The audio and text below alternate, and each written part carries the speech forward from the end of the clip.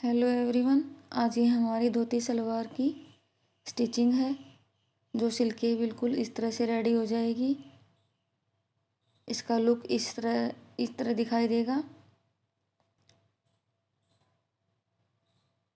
जो बहुत सुंदर लग रही है दिखने में। इस तरह से आज मैं आपको इस धोती सलवार को तैयार करने का तरीका बताऊंगी, कैसे बनाते हैं इसको, इसकी कटिंग और स्टिचिंग।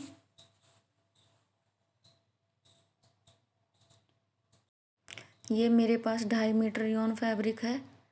इसमें से मैं अपनी धोती सलवार बनाऊंगी जिसकी लंबाई है 37 इंच और जो मोहरी का साइज होगा वो होगा हमारा 6 इंच।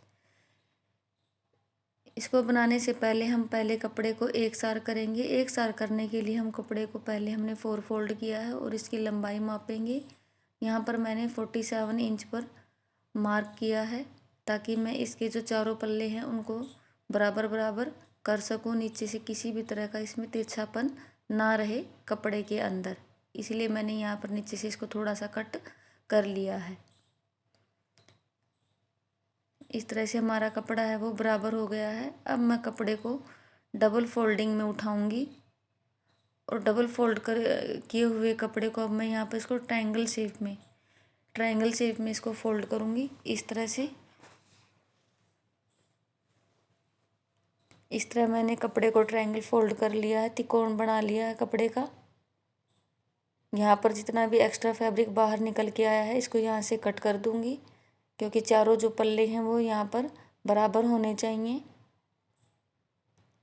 इस तरह से अब यहाँ पर भी इसको त्रिकोण बनाने के बाद, ट्रायंगल शेप बनाने के बाद यहाँ पर भी एक तरफ जो एक्स्ट्रा फैब्रिक निकल के आया है, अब इस एक्स्ट्रा फैब्रिक को भी मैं यहाँ से पहले कट कर दूँगी।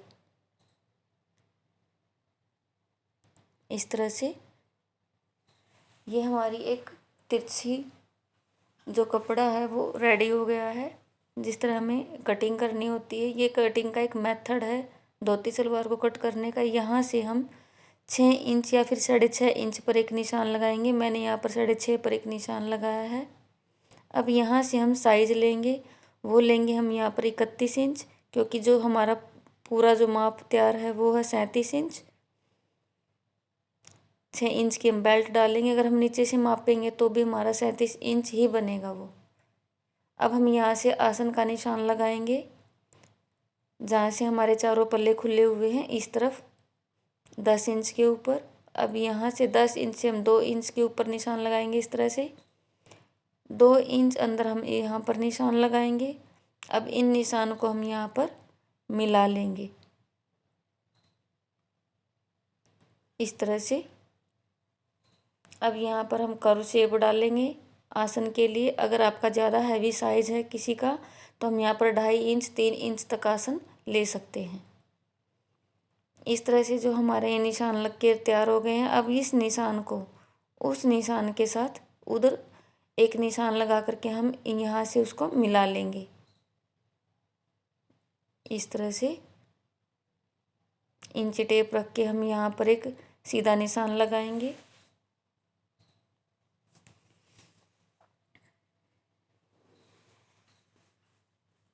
इस तरह से हमारा जो निशान है वो लग गया है।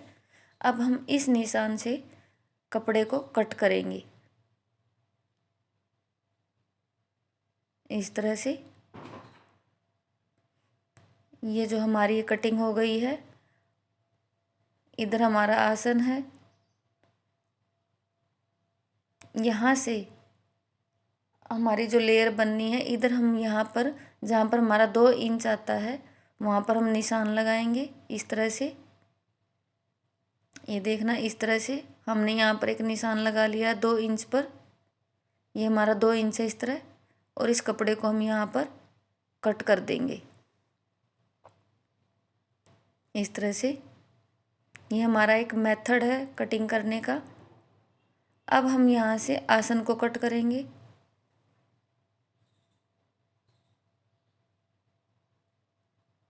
इस तरह से। अब एक छोटा सा कट हम यहाँ पर लगाएंगे यहाँ से हमारी हम मोहरी को छोड़ेंगे।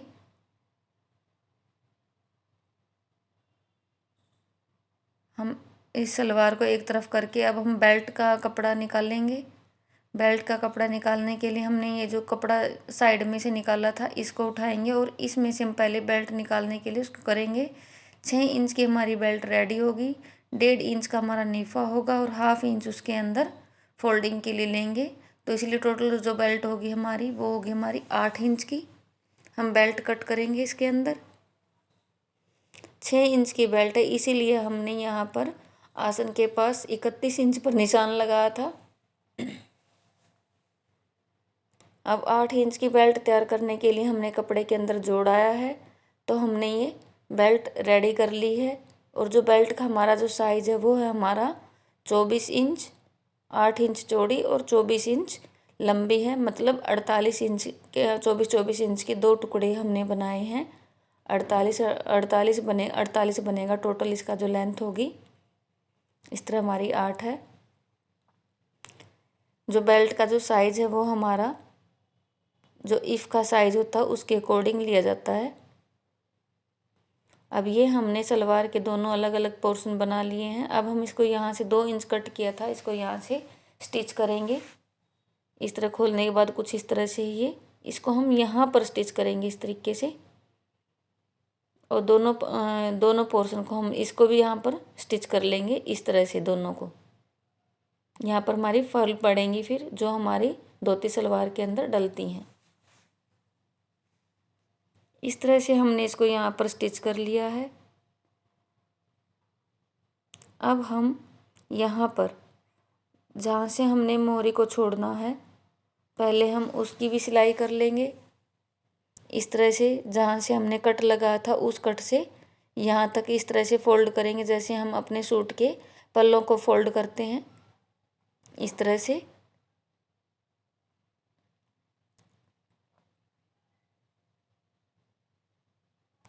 जो हमारे दोनों पार्ट्स हैं इन दोनों पार्ट्स के हम पहले यहाँ पर नीचे से मोहरी का जो कपड़ा हमने छोड़ा था दोनों को हम यहाँ पर फोल्ड कर लेंगे। और फोल्ड करने के बाद हमारी जो है ये जो कुछ इस तरह से कॉर्नर बन के रेडी हो जाएगा।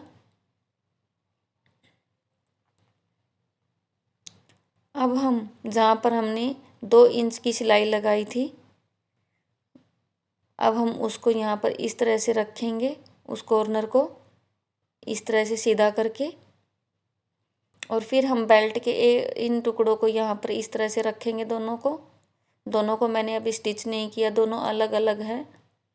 इन दोनों का हम यहाँ पर पहले मिडल पार्ट निकालेंगे। बीच में हम यहाँ पर एक निशान लगाएंगे और उस निशान के ऊपर हम यहाँ पर कट लगा देंगे।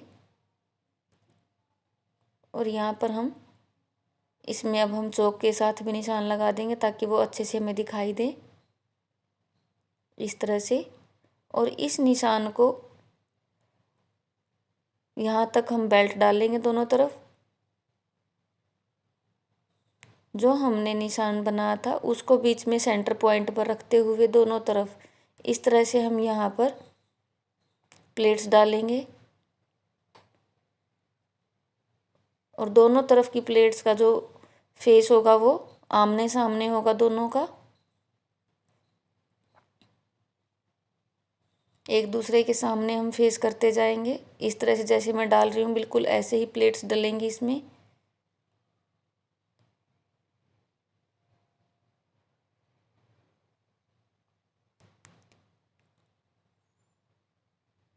हम यहाँ पर जितनी प्लेट्स बनेंगी आसन तक हम इनको यहाँ पर बनाते जाएंगे। जितने में चाहो आप उतने में एडजस्ट कर सकते हो इनको।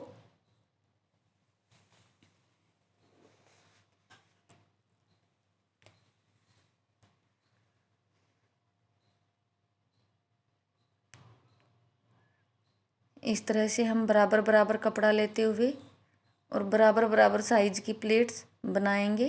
पहले हम एक तरफ की प्लेट तैयार कर लेंगे।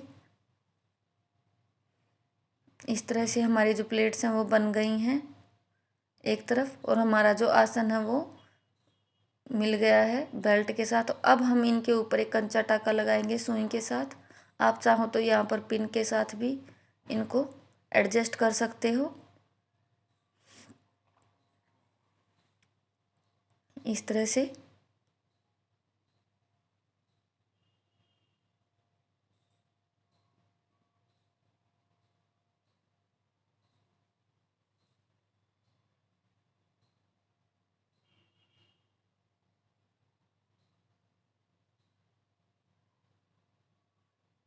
से जो हमारी एक तरफ की प्लेट रेडी हो गई हैं।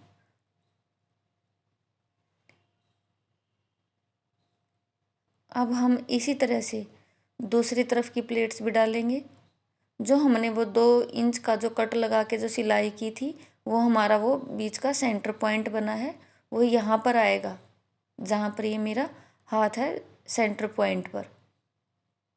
इसीलिए वहाँ पर 2 इंच का कट होता है और उसी के पास फिर ये सारी प्लेट्स डलती हैं। इस तरह से जैसे हमने इस साइड की प्लेट्स डाल ली हैं, इसी तरह हम इधर की प्लेट्स भी कंप्लीट कर लेंगे।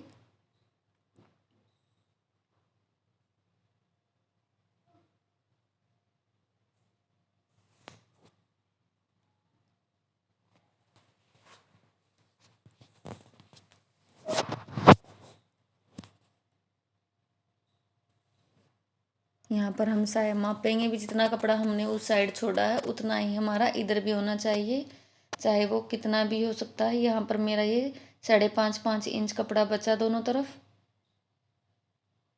5.5 इंच।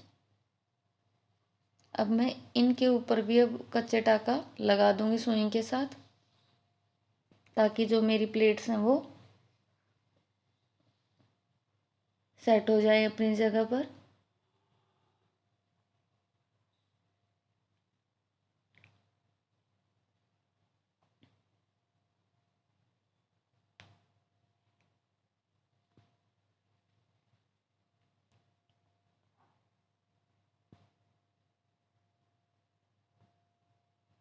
इस तरह से हमारा जो है एक पोर्शन बन के तैयार हो जाएगा सलवार का।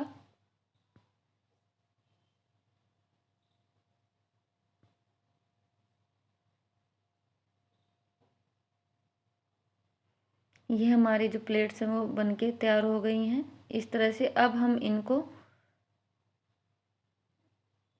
सिलाई के साथ पक्का कर लेंगे प्लेट्स को।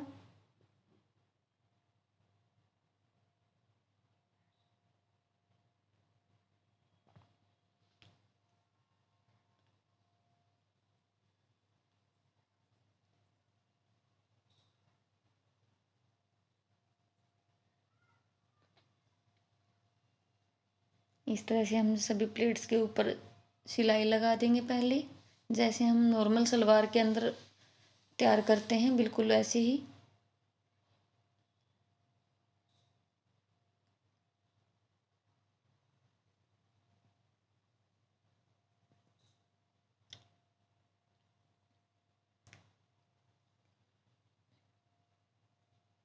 इस तरह से जो हमने दोनों पार्ट्स तैयार कर लिए हैं अपने, अब हम यहाँ पर बेल्ट को अटैच करेंगे। जो हमने सेंटर पॉइंट बनाया था, उस सेंटर पॉइंट को सलवार के सेंटर पॉइंट पर मिलाते हुए अब हम यहाँ पर सिलाई लगाएंगे। मैं बिल्कुल यहाँ बीच में से ही सिलाई शुरू करूँगी, ताकि जो मेरा जो बेल्ट है वो आगे पीछे ना रहे।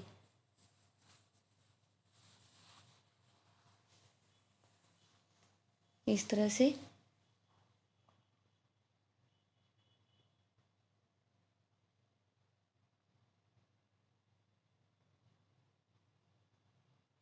एक तरफ मैंने सिलाई कंप्लीट कर ली है। अब इसी तरह से मैं दूसरी तरफ सिलाई लगाऊंगी।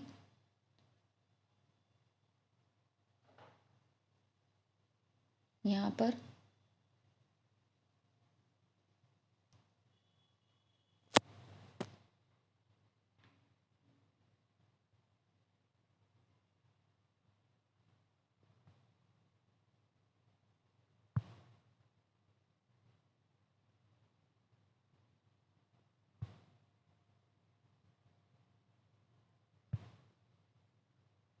इस तरह से हमारे जो बेल्ट है वो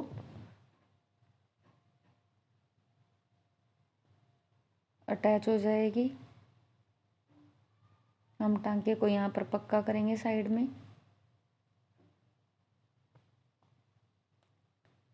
अब इसको सीधा करने के बाद एक सिलाई हम इसके ऊपर लगाएंगे इस तरह से।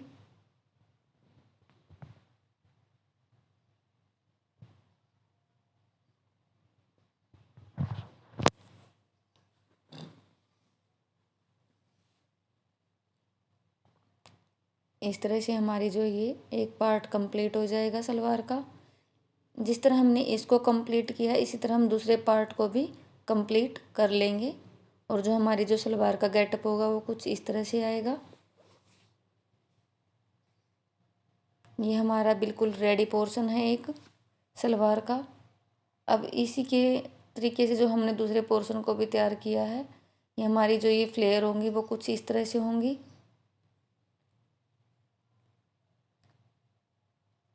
अब इसके ऊपर हम दूसरे पोर्शन को रखेंगे जो हमने तैयार कर लिया है और आसन को स्टिच कर देंगे।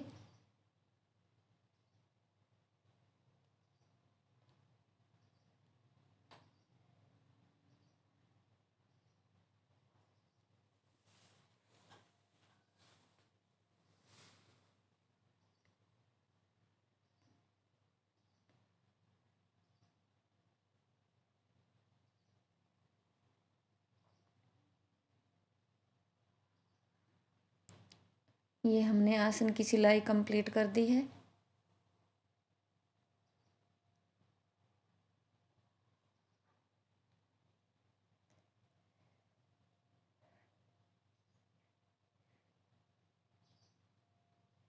अब हम दूसरी तरफ के आसन को भी स्टिच करेंगे।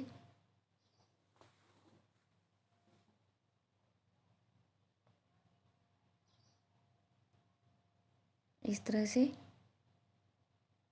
ये हमारे आसन जो स्टिच हो गए हैं। अब दोनों आसन को हम बीच में लेकर के आएंगे ताकि हम जो मोहरे की सिलाई कर सके इनके आसन को आपस में मिला करके इस तरह से।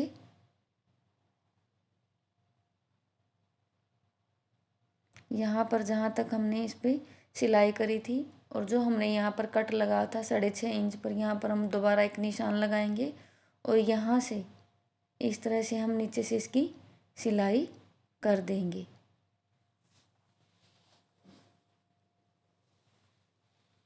यहाँ पर हम आसन पर से दूसरे पैर पर सिलाई उतार देंगे इधर ऐसे ही बिल्कुल इस तरह से। जो हमारी वो नीचे वाली सिलाई है वो कंप्लीट हो गई है। अब यहाँ पर हम नेफे को फोल्ड करेंगे लास्टिक के लिए। 1/2 इंच को अंदर फोल्ड करते हुए इस तरह से हम यहाँ पर 1.5-2 इंच का गैप छोड़ करके लास्टिक डालने के लिए पूरे नेफे को स्टिच कर देंगे यहाँ पर इस तरह से। ये हमारा नेफा जो स्टिच हो गया है, मैंने यहाँ पर थोड़ा सा छोड़ दिया है लास्टिक के लिए। ये हमारी जो कंप्लीट सलवार है वो बनके तैयार हो गई है। ये दिखने में बड़ी सुंदर लग रही है, पहनने के बाद भी बड़ी कंफर्टेबल। अगर आपको मेरी वीडियो अच्छी लगी तो लाइक शेयर कमेंट ज़रूर करें।